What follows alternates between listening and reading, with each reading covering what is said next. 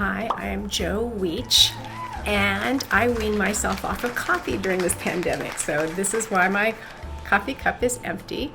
Normally I just drink water, so I could just put water in here. But I enjoy connecting companies to people who can find alignment with their career goals in those companies. So that works towards them becoming engaged and then being able to career path them, because that's very important for having them live happily ever after with those companies. So if a company cannot meet their needs or their career goals, they shouldn't hire them. Attrition would just be around the corner. So gone are the days when hiring managers played poker with people's careers. It's time that people are becoming woke, and it's a very encouraging thing. So they are now learning, earning, and giving respect. So we are going to cover today my favorite topic in my least favorite place ever to have to do recruitment, and that's cleared work at the highest level. So why is it my least favorite? There are only just so many people who have those clearance levels, and as we know, they are usually not found in conventional places. Not to mention the fact that this is not recruitment. We all know that this is all about poaching, taking one person in a seat and just having them switch hats or lanyards, as the case may be, and sit in another seat working for your company. So this almost becomes like salesmanship, and honestly, this really doesn't work, especially if nobody knows your name. This is not Cheers after all, right? So Steve Levy loves to just pick up the phone and call, and the problem with that is we know that the phones that we want to reach are sitting in coolers in cars, or they're locked away inside the building. So we don't have that ability to just call to say we love them, right? So what to do? Face-to-face and networking has been my most effective way to achieve successes in the last several years that I've had to do this type of recruiting. So what do we do now? Well, clearjobs.net has hosted poly-only job fairs that have produced great connections to good people who just are not the ones who show up, but the ones who also share their resumes.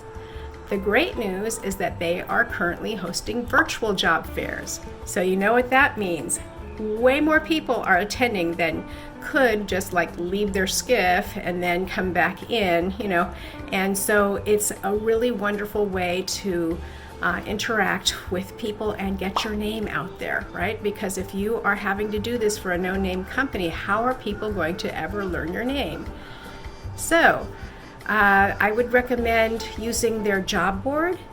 And one thing about job boards is that you can buy a job board, but do you want to have a job board that specifically targets the people in real time, that have currently, these clearances, and who will provide you with marketing in order to get your name out there? I would say that's the greatest ROI of their job board. So doing the virtual job fairs is a wonderful way, to connect with the very people that you are looking to hire. So my latest urgent fill, there were responses that came back that said XYZ company and the position's on site. I work here. I've never heard of them. So a lot of people, are squeamish about switching to a company they've never heard of, and half the time they don't even want to hear about it. Sorry, I can't seem to move this. Okay. So I have been enamored of Hiretual since about a year after they came into being. And what I love about the concept of Hiretual has really gone on to provide very useful tools for us to be able to do our jobs.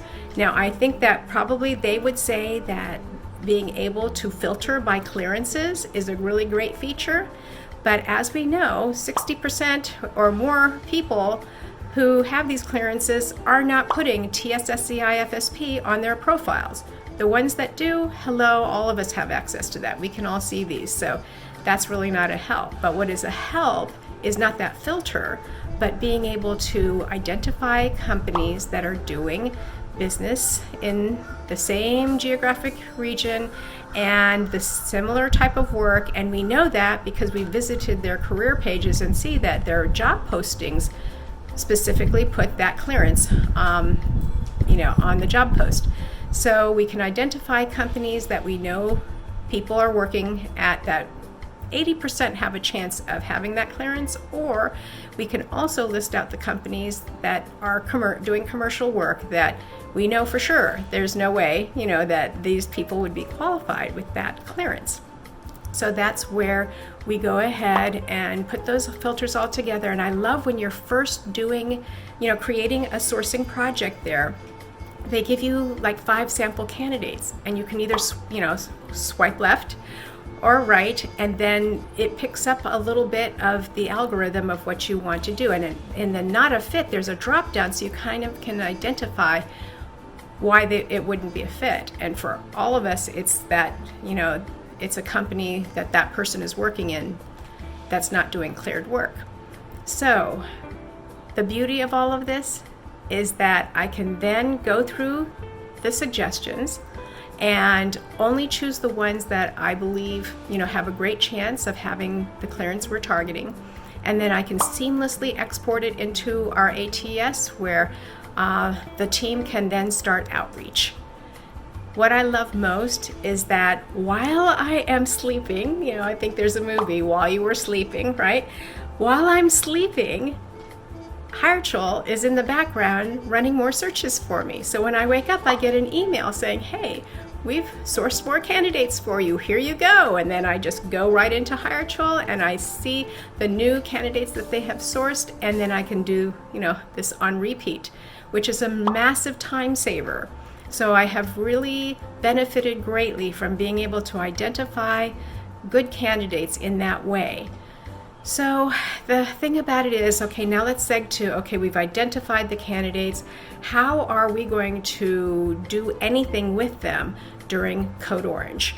And unfortunately, Code Orange has put everything almost at a standstill. As you know, we can't actually get people to move from one spot to another during this time because, the office has been closed that handles those things, during most of this time. So here is what I've been hearing a lot of lately, and that is that people are actually loving the work from home and have decided that they would start applying for jobs, in the commercial realm that permit them to do that. And they're accepting those jobs. So by the time Code Orange lifts, we're going to have a lot more opportunities for people to fill seats that were, that have been vacated during this zombie apocalypse, right? And so here's where we can encourage them that during this time, whether they're on AB scheduling or whatever it is that they're doing, to upskill. So if somebody is a systems administrator and they don't have Unix or Linux, they're just Windows administrators, you can encourage them to take a course online, to be able to get that, because a lot of the positions for SAs require both, Windows and Linux or Unix. So it's a way to just encourage people to better themselves, and then they can hone themselves into being far more viable candidates for what will most probably be many more roles that we will need to fill. So I hope that you have found these few tips and tricks helpful, especially because we are so limited in what we can do. And I am more than happy to talk to anybody who wants to talk any more about this. At the bottom of the screen or the right or the left or wherever Hiretual has decided to put this, you'll find my contact information on LinkedIn. Thanks and happy hunting.